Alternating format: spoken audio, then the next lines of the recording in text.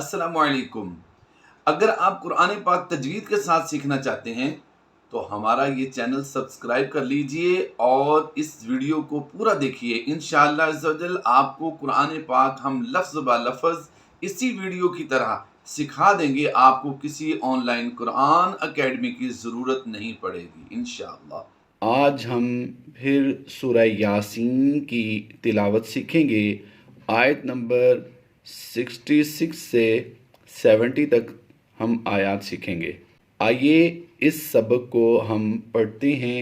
بسم اللہ الرحمن الرحیم۔ ولو لام واو زبر لو، واو لین کا قاعدہ ہوتا ہے، یہاں پر لمبا نہیں کر سکتے ہم۔ وَلَوْ نَشَاءُ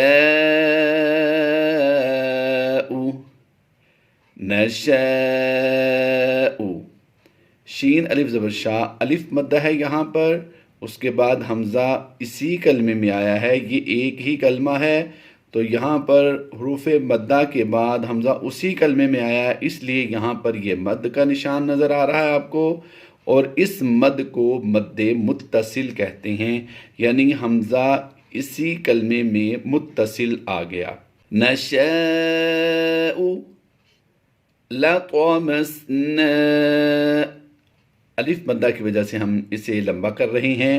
لاتا نہیں پڑھیں گے، تا نقطوں والی ہوتی ہے آواز، اور یہ ہے تو کی آواز ہم پر کریں گے۔ لطمسنا علی، یہاں پر کھڑی زبر آپ کو نظر آ رہی ہے، کھڑی زبر کے بعد حمزہ دوسرے کلمے میں ہے، تو یہاں پر ہم مد منفصل کرتے ہوئے اسے لمبا کر کے پڑھیں گے۔ علی اعینہم فاستبقوا الصراط، قاف کی ادائیگی کو پر کرتے ہوئے ہم نے صاد سے ملانا ہے۔ درمیان میں غور کیجئے، یہ واو خالی ہے، یہ الف اور یہ الف اور لام خالی ہیں، یہ 4 حروف خالی ہیں، ہم انہیں کیسے پڑھیں گے؟ تو انہیں ہم سب کو سائلنٹ کر دیں گے اور قاف کو ڈائریکٹ ہم صاد سے ملائیں گے۔ قاف صاد پیش قص، فاستبقوا الصراط، فاستبقوا الصراط فأنا، یہ شد جو آپ کو نظر آ رہی ہے یہ نون پر ہے۔ نون مشدد میں ہمیشہ غنہ ہوتا ہے، نون مشدد میں غنہ کرتے ہوئے ہم اسے لمبا اس لیے کر رہے ہیں کہ یہاں پر آپ کو یہ کھڑی زبر نظر آ رہی ہے، کھڑی زبر جس حرف پر بھی ہو اسے لمبا کر کے پڑھتے ہیں۔ فَأَنَّا يُبْصِرُونَ، یُبْصِرُونَ، با پر ہم نے کلکلا کرنا ہے، یُبْصِرُونَ، را واو پہ شروع کو ہم اس لیے لمبا کر رہے ہیں کہ واو مدہ ہے، واو ساکن سے پہلے حرف پر پیش ہو تو واو مدہ ہوتا ہے، یہ واو مدہ کی پہچان ہے، اور حروف مدہ کے بعد سکون عارضی ہو، یعنی کوئی حرف وقف کی وجہ سے ساکن ہو جائے تو اسے عارضی سکون کہتے ہیں۔ حروف مدہ کے بعد عارضی سکون آ جائے تو مد عارض ہوتی ہے۔ یبصرون، وَلَوْ نَشَاءُ، وَلَوْ نَشَاءُ، یہاں پر ہم نے نشاء میں جو مد سیکھی تھی وہی سیم یہاں پر بھی قاعدہ ہو رہا ہے، اس کی تفصیل ہم ابھی نہیں بتا رہے، یہاں پر ہم نے چونکہ بتا دی تھی۔ وَلَوْ نَشَاءُ لَمَسَخْنَاهُمْ، نون کھڑی زبر نا میں ہم لمبا کر کے پڑھیں گے، کھڑی زبر کی وجہ سے۔ لَمَسَخْنَاهُمْ عَلَى، یاد رہے جب بھی ایسی صورت نظر آئے کہ لام اور یا اکٹھا لکھا ہو اور کھڑی زبر بھی ہو تو وہ کھڑی زبر لام پر ہوتی ہے، یا پر نہیں ہوتی، یہ یاد رکھیے گا۔ عَلَى مَكَانَتِهِمْ، عَلَى مَكَانَتِهِمْ، الف مدہ کھڑی زبر کے قائم مقام ہوتا ہے، ان دونوں کو ایک الف لمبا کر کے پڑھنا ہوتا ہے، یعنی کہ تقریباً 1.5 سیکنڈ لمبا کرنا ہوتا ہے حروف کو۔ مکانتہم، میم ساکن کے بعد فا حرف آ گیا تو یہاں پر اظہار شفوی کا قاعدہ ہوگا۔ یاد رہے میم ساکن کے 3 قاعدے ہیں: اظہار شفوی، ادغام شفوی اور اخفاء شفوی۔ جب بھی میم ساکن کے بعد با اور میم کے علاوہ کوئی بھی حرف آ جائے تو وہاں پر اظہار شفوی ہوتا ہے، یعنی اسے ہم غنہ نہیں کرتے۔ مکانتہم فما استطاعوا، فمس، یہاں پر دیکھیے میم الف زبر ما ہے، لیکن ہم اسے لمبا کیوں نہیں کر رہے؟ یہاں پر بات کو سمجھیے، میم الف زبر ما لمبا پڑ جاتا ہے، لیکن یہاں پر آگے یہ میم سین کے ساتھ مل رہی ہے، ایک کی بجائے 2 الف ہیں، لیکن پھر بھی ہم لمبا نہیں کر رہے۔ اس کی ریزن یہی ہے کہ اس میم کی زبر کو ہم نے ڈائریکٹ سین سے ملانا ہے، میم سین زبر مس، فَمَسْتَطَاعُوا، یہاں پر دیکھیں یہ طا کی جو زبر ہے یہ آگے مل نہیں رہی، تو ایسی صورت میں یہ طا الف زبر طا جو ہے یہ لمبا ہوگا، یعنی یہ الف مدہ کی پہچان ہے۔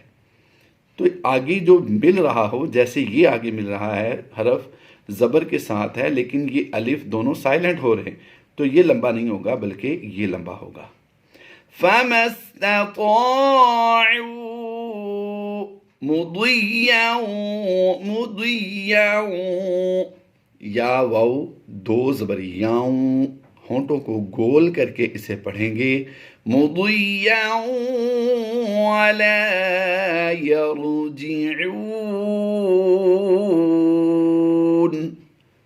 یاد رہے پیش اور واو دونوں ہونٹوں کو گول کر کے ادا کرتے ہیں، جب بھی پیش کسی بھی حرف پر ہو تو ہونٹ گول ہو جائیں گے، واو پر کوئی بھی حرکت ہو تو پھر بھی واو ہونٹوں کو گول کر کے ہی ادا کیا جائے گا۔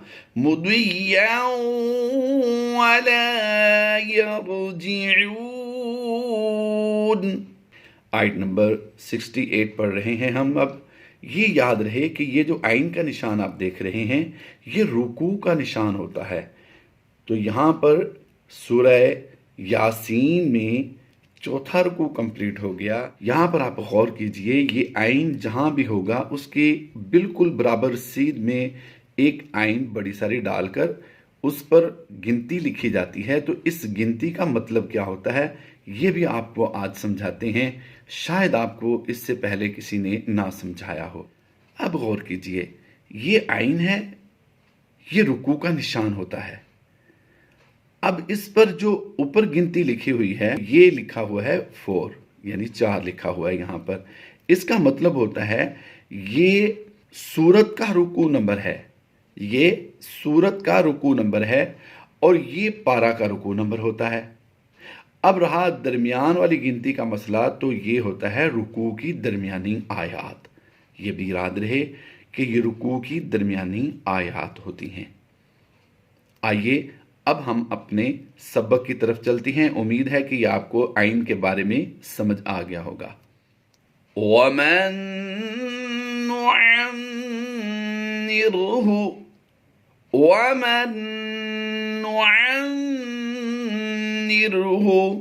یاد رہے نون ساکن کے بعد دوسرا نون آ گیا تو یہاں پر ہم نے ادغام مع الغنہ کرتے ہوئے غنہ کرنا ہے، اور یہاں پر غنہ کون سا ہوگا؟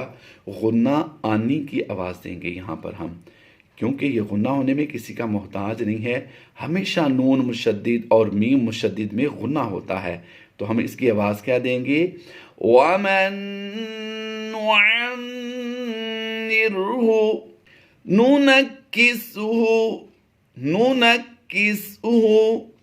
فِي الْخَلْقِ، یہاں پر یاد رہے فی الخلق ہے لفظ قاف سے کی، تو یہاں پر قاف کو ہم نے پر پڑھنا ہے، لیکن جیسے ہی ہم وقف مطلق کی وجہ سے قاف پر وقف کریں گے تو اس زیر کو ہم نے جزم سے بدل دینا ہے، تو یہ قاف ساکن بھی ہو جائے گا۔ تو یہاں پر غور کیجئے گا اب کہ قاف کو ہم نے حروف مصالیہ کی وجہ سے پر پڑھنا ہے، اور یہ زیر آپ بلو کلر میں دیکھ رہے ہیں جو یہ زیر جزم کے ساتھ بدل جائے گی۔ یہاں پر اس بات کا اشارہ دیا جا رہا ہے کہ یہ صرف حروف مصالیہ کی وجہ سے پر نہیں پڑھا جائے گا، بلکہ یہ اب ساکن ہونے، وقف کی وجہ سے ساکن ہوا تو یہ یہاں پر قلقلہ بھی کیا جائے گا۔ فی الخلق، فی الخلق، فی الخلق، افلا، لام الف زبر لا میں الف مدہ کرتے ہوئے ہم نے لمبا کرنا ہے، افلا یعقلون، افلا یعقلون۔ آیت نمبر 69 کی تلاوت شروع کرتے ہیں۔ وَمَا عَلَّمْنَاهُ الشِّعْرَ، یہاں پر یاد رہے کہ ہا پیش ہو ہم نے آواز دینی تھی، لیکن یہ الف اور یہ لام یہ سائلنٹ ہو جائیں گے، اور ہا کی ڈائریکٹ آواز ہم شین سے ملا دیں گے، یہ بن جائے گا ہا شین پیش ہوش۔